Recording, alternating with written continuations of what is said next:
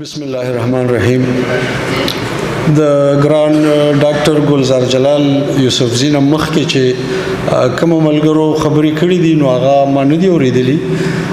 زما په خبرو کې که تکرار وي نو د هغې د مخکې نه بخښنه غواړم او خبرې م ډېرې مختصرې کوم د مرتضی شاهین صاحب مرحوم په حواله. د هغوی د شخصیت،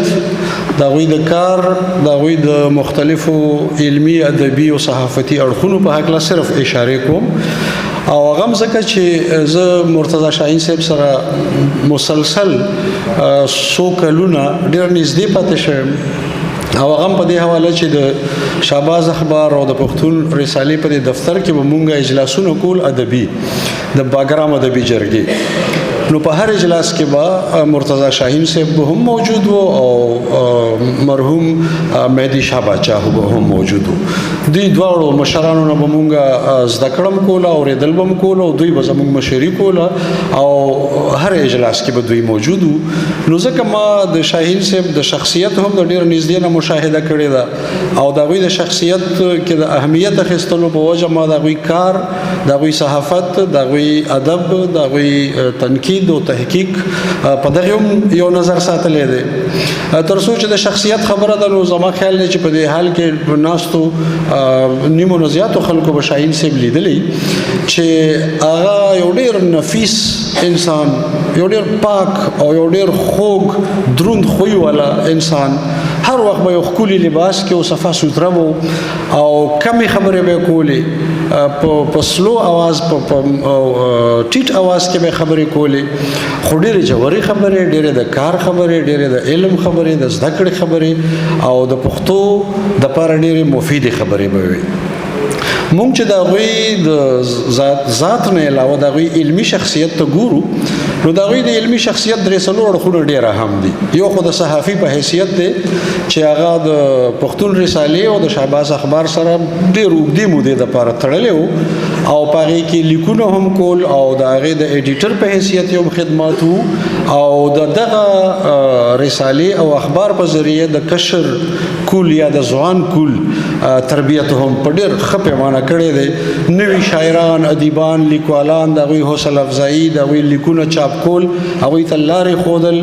او د هغوی په مقام جوړولو کې یو ډېر بنیادي کردار لوبول چې دی دا د شاهین صاحب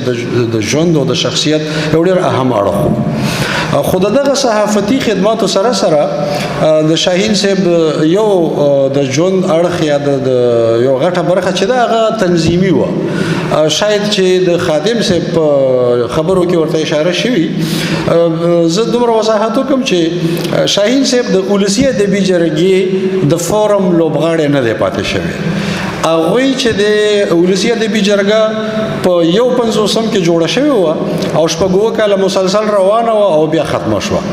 او چې ختمه شوه نو شاهین صاحب په هغې کې داسې کله ناکله شرکت کړی دی خو د دغه جرګې فعال غړی نه دی پاتې شوی.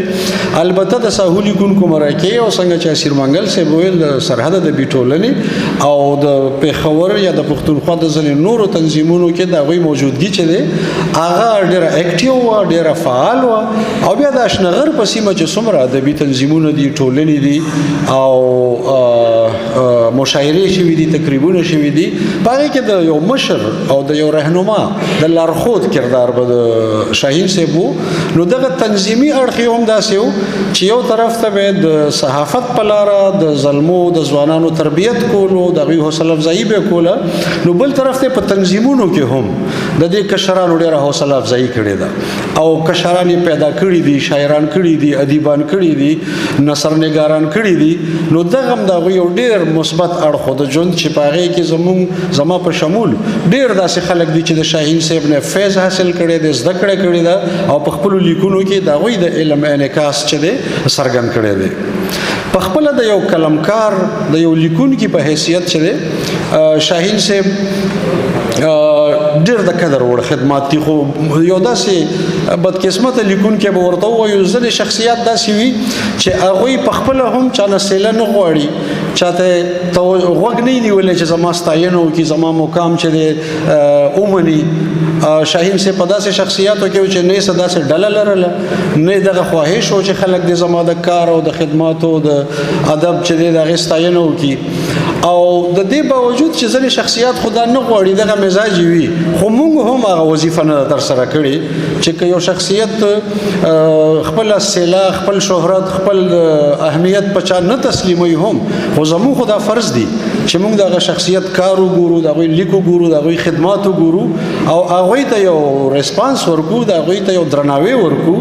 دا زمونږ نیاز ادبي سنګر په دې وجه هم د ډېرې ستاینې وړ دی چې یو داسې شخصیت د هغوی ړومبی کلیزه نمانځي چې هغه شخصیت نه په ژوند چا نمانځلو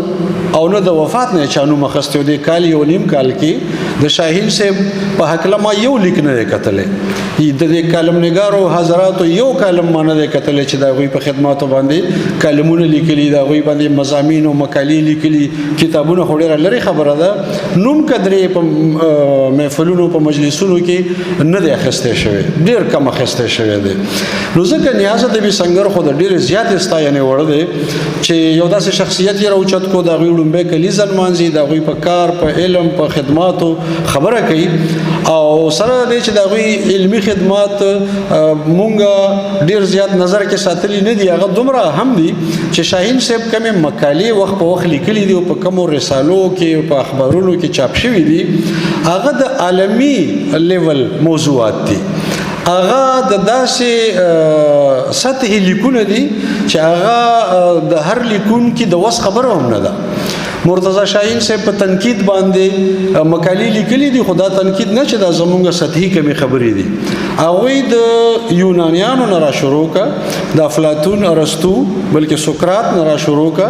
او د ماډرن تنقید ته مغربي تنقید ته راغلی دی او بیا په پښتو تنقید باندې یو زبردسته علمي طویله مقاله لیکلې ده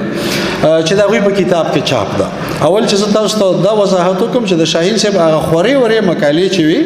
هغه د ادبي لارې او منزلونه په نوم په کتابي شکل کې راغونډې شوي دي هغه چاپ شوي دي او موږ که په شاهین صاحب کار کول غواړو یا د هغوی د فکر نه رڼا اخیستل غواړو نو موږ سره هغه ټولې مقالې په یو کتاب کې محفوظ دي موږ سره سورس شته ماخذ شته خو هغې ته تلل پکار دي هغه لوستل پکار دي د هغې نه د شاهین صاحب د علمي مقام تعین کول پکار دي هغه خلکو ته ښودل پکار دي هغه کار موږ نه دی کړی چې ما څنګه د تنقید حواله ورکړه دغه شان چې د افسانې په فن باندې په دې خپل کتاب کې چې مخکې په مجلو کې چاپ شوی وه مقاله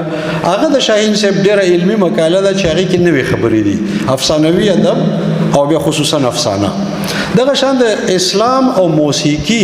یو داسې موضوع ده چې څوک پې لیکل کولی هم نشي حساسه موضوع د پکې اختلافات هم ډېر راځي یو طبقه به مني بله به نه مني خو شاهین صاحب په دې ډېره بیلنس مقاله لیکلې ده د اسلام او موسیقي په عنوان باندې د هغوی په ادبي لارې او منزلونه کتاب کې هغه مقاله چاپ ده نو د دې نه علاوه شاهین صاحب په نفسیاتو باندې چې کوم کار کړی دی زموږ پښتنو کې ډېر کم داسې لیکونکي دي چې سایکالوجي هغوی د خپل د لیک سبجیکټ جوړ کړی دی شاهین صاحب په هغه وخت کې چې پښتانه ورته کم متوجه په نفسیات په موضوع باندې هغوی ډېر علمي بحث کړی دی د یو مبصر یا د یو نقاد یا د یو محقق په حیثیت د هغوی لیک تاسو د هغوی په کتاب کې کتلی شئ خو هغه یو ډېر ښه رسا نفسیاتدان هم و یعنی نفسیاتدان مطلب دا دی چې د هغه یو خوا خو د نفسیاتو مطالعه وه خو بل خوا د هغه د خپلې ثقافتي منظرنامې یا د سماجي نفسیاتو ډېره ژوره مشاهده وه هغه په سیاسي تحریکونو کې پاتې شوی دی هغه په ادبي تحریکونو کې پاتې شوی دی هغه په صحافتي هلو ځلو کې پاتې شوی دی نو د هغې مشاهده خو په خپله یعنی جوړېدونکی تاریخ دی هغې خو چې خپل ماحول کې څه لیدلي دي او هغې لیکلي دي هغه په خپله تاریخ دی نو ورسره دغه سماجي نفسیات هم ډېره اهمه موضوع ده د فکر په لحاظ شاهین صاحب یو ترقي پسند لیکونکی و دغه ترقي پسندي د هغوی په نثر کې مونږ ځای په ځای وینو خو ورسره هغه شاعر هم و شاعري خو یې ډېره کمه کړې ده تاسو په دې بینر کتلی دي چې شاعر ادیب محقق به پکې نه خو نقاد صحافي او ورسره یو بل څیز پاتې دی چې مترجم شاهین صاحب چې دی ځینې ترجمې کړي دي د نورو ژبو نه پښتو ته او په پښتون رساله کې چاپ دي نو هغه تم زمونږ رسایي نشته. زما د خبرو یا د اشارو مقصد دا دی چې شاهین صاحب نه په ژوند مونږ دریافت کړی دی او نه د وفات نه پس مو پیژندلی دی چې دغه علمي مقام څه دی، دغه ادبي مقام څه دی، دغه خدمات څه دي. دغه ادبي لارې او منزلونه کتاب که نوی چاپ نو د یو مقالې پسې به مونږ بیا ګرځېدلو په اخبارونو رسالو کې هم دا نه پیدا کېده. خو بدقسمتي دا ده چې کتاب یې چاپ هم دی، د چاپ کتاب یې هم چرته ما حوالې ونه کتې چې کله مونږ د تحقیق تنقید وغیره کوو نو د هغې هم داسې حوالې نشته چې مرتضی شاهین صاحب په نفسیاتو دا لیکي، په تنقید کې دا خبره کوي، په افسانویت کې دا خبره کوي، چرته داسې زوم نشته دی. نو شکر الحمدلله چې د کلیزې انمانځو په کار ده چې دا کلیزه یو محرک جوړ شي د دې خبرې چې شاهین صاحب یوازې د کلیزو سړی نه دی چې مونږ به کال په کال یادو. شاهین صاحب د خپل کلم، د خپل فکر، د خپل کتاب، د خپل مقالې په ذریعه ژوندی دی، ټول عمر به ژوندی. خو چې مونږ د مادي طور ژوندي خلک ژوندی ومنو، مونږ د شکلي طور ژوندي خلک چې دی که مونږ د هغه فکر ژوندی ومنو، په خپلو لیکونو کې ترې لاره واخلو، استفاده ترې وکړو، نو انشاءالله چې شاهین صاحب به ژوندی هم وي. او نیاز ادبي سنګر ته بیا خراج تحسین پیش کوم چې یوازې د کلیزې په شکل نه بلکې په شاهین صاحب باندې د باقاعده لیکونو، تحقیقونو، مقالو، تیسیزونو، ام فل، پی ایچ ډي یونیورسټو ته د رسولو هم یو تحریک چلی، هم یو کوشش وکړي. ډېره مننه.